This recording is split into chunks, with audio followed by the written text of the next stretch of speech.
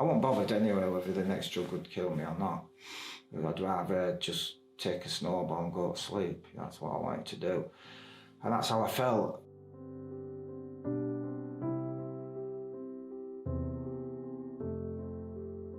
Both my parents were addicts. Both were addicted to alcohol and stuff. So I came from a very abusive traumatized background. So it were unfortunate that I found drugs and alcohol at a very early age. And that was like the love of my life. It gave me confidence and gave me the ability to do things. But then slowly, through time, it became like the devil in the morning. They say it's like the love of your life and the devil in the morning.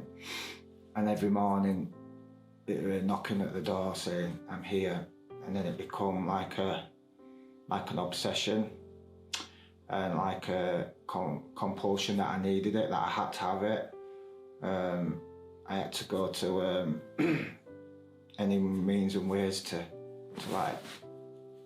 get more, and I wanted to die, right? That's the truth. I now realise I didn't want to die, but at that point in my life when I was in a street corner with no blankets, sleeping in a doorway, I was so broken and so desperate and so didn't know whether the next drug was gonna... I wasn't bothered anyway whether the next drug would kill me or not. I'd rather just take a snowball and go to sleep. That's what I wanted to do. And that's how I felt, you know, and I think knowing that I was at that brokenness, at that point of desperation, that I just went there first just for some heat and food. I didn't go there for recovery, but then through seeing that cross what's in the crypt, you know, that blue cross was seeing that.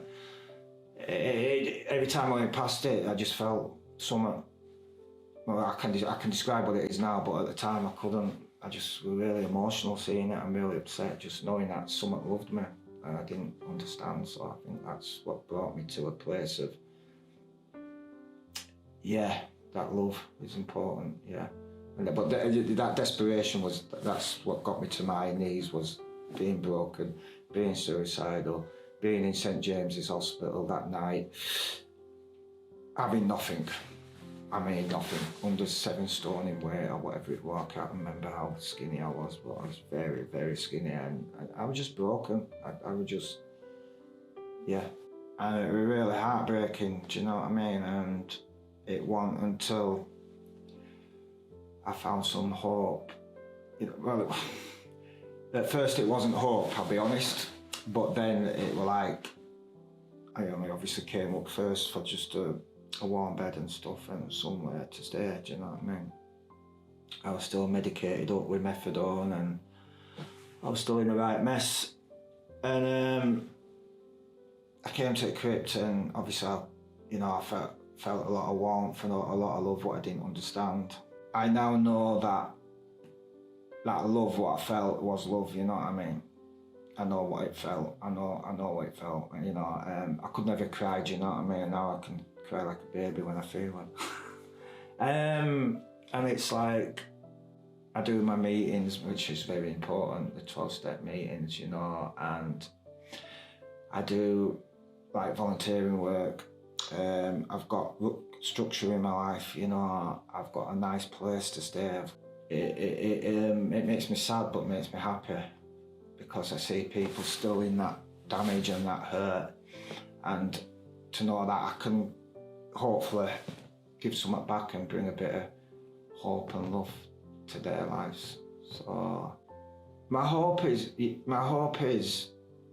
that people who are on the streets and people who are trapped in addiction and mental health, my hope is that there's more support for them.